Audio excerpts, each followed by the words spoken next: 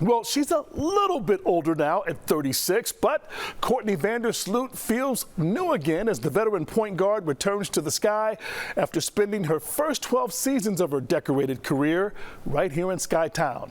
I caught up with the franchise's all-time leader in games played, minutes, assists, and steals. Sloot is also now a two-time WNBA champ after securing a second ring with the New York Liberty.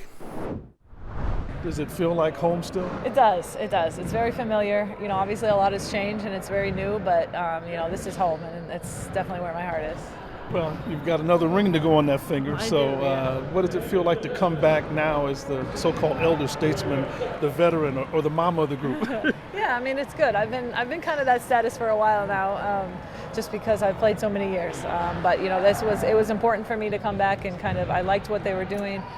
Who they were building around, and just wanted to, you know, be able to still lead a team and just teach the young ones and continue this franchise toward championship caliber.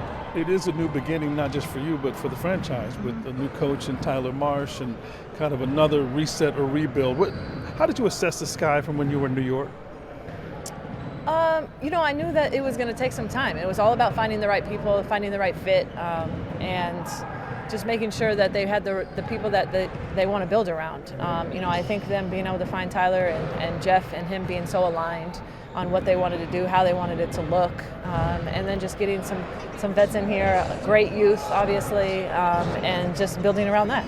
What do you see in the young building blocks, obviously with Angel and Camilla, but some other nice pieces that they just added in the draft? Yeah, I mean, Angel and Camilla are great, like you said, just like pieces to build around. I mean, when you have two post players like that, sometimes you know, teams are never get that, and they were able to get that out of the same draft. So I think that's really special.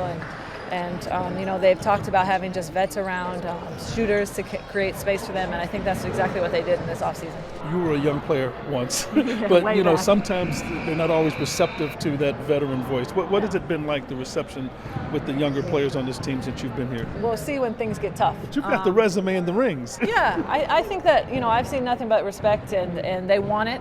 They crave it. They want the guidance. They want to be great, and I think they understand that for them to be great, they need great players around them. They need great leaders around them, and so I've seen nothing but receptive. You know, obviously, we're going to go through some things, and it's not always going to be easy. So we got to continue that and just continue to trust each other and build. You anchored that 2021 championship team. You see the banner over there.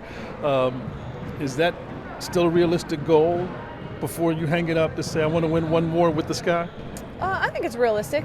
You can see how fast things change in the WNBA, and you know, for us to be able to do it this year, I mean, I think that's a little unrealistic. But for us to just be able to figure out, you know, lay the foundation and know what we need to push that envelope, I think it's definitely realistic.